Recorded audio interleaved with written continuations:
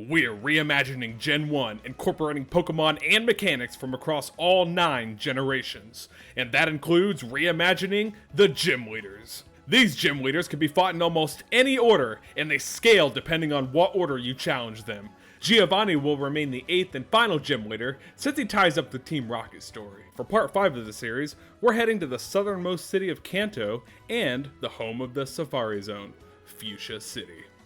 Let's check into the gym and see what Koga's team will look like.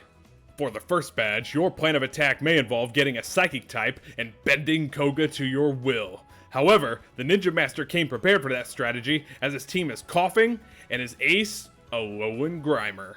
A Poison type Gym Leader without a Coughing or a Wheezing simply shouldn't happen. Even Roxy in Black 2, White 2 knew that to be a Poison type Gym Leader, she needed a Coughing. As for Grimer, I was hesitant to give Koga the Alolan variant at first, because Psychic attacks is a surefire way to defeat Koga, but I opted to give him the Pokemon to shore up one of his weaknesses, and to create a challenge right out of the gate. Badge 2. For the second badge, Koga adds a third Pokemon to his team that a lot of Pokemon fans probably find annoying, due to their frequent encounter rates in caves. His team is Coughing, Kanto's Dark Knight Zubat, and his ace, Alolan Grimer. Zubat, much like Coughing, avoids the ground weakness due to his flying type, and with moves like Supersonic or Confuse Ray, your Pokemon is sure to be hitting itself in confusion. Badge 3. Koga isn't just the master of Poison type Pokemon, he's also the master of status conditions, and he's here to prove that for his third badge. His team is Coughing, Alolan Grimer, the newly added Venonat, and his ace, Golbat. Venonat gets access to Sleep Powder, Stun Spore, and Poison Powder, and with the TM Toxic at Koga's dispersal, your Pokemon is sure to end up either asleep, paralyzed, or poisoned. Badge 4. For the fourth badge, Koga has switched up his ace yet again. He's now using Coughing, Alolan Grimer, Golbat, and his new ace, Venomoth. When it comes to upgrading via evolution, Venonat to Venomoth is a massive improvement. Its special attack and speed stats double from Venonat's, and it now gets access to Quiver Dance, which is a powerful stat-boosting bug-type move, allowing Venomoth to increase its special attack, special defense, and speed stats by 1 level. Badge 5. With the 5th badge, Koga still only has 4 Pokemon, but that doesn't mean that you should take him lightly. His team is now Alolan Grimer, Golbat, Venomoth, and his original red and blue ace, Wheezing. Wheezing may be Koga's only mono-type Pokemon, but with its Levitate ability, it also only has 1 weakness, and if Koga sees that Wheezing is about to go down, he can simply take you with him with a powerful explosion. Badge 6.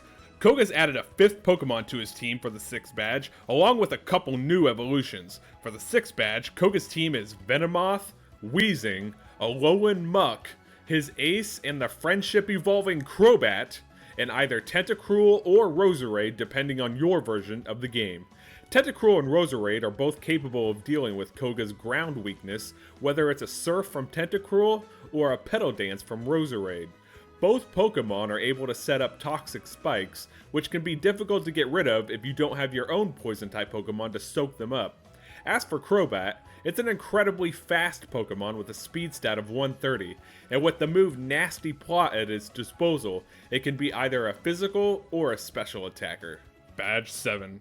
Koga's 7th badge includes a full team of 6 powerful Poison-type Pokemon: Venomoth, Wheezing, Tentacruel or Roserade, Alolan Muck, his ace Crobat, and his Johto darling, Ariados.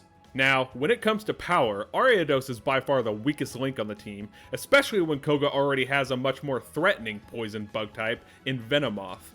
However, when I think of Koga, Ariados, just like Coughing and Wheezing, always comes to mind. Post Elite Four.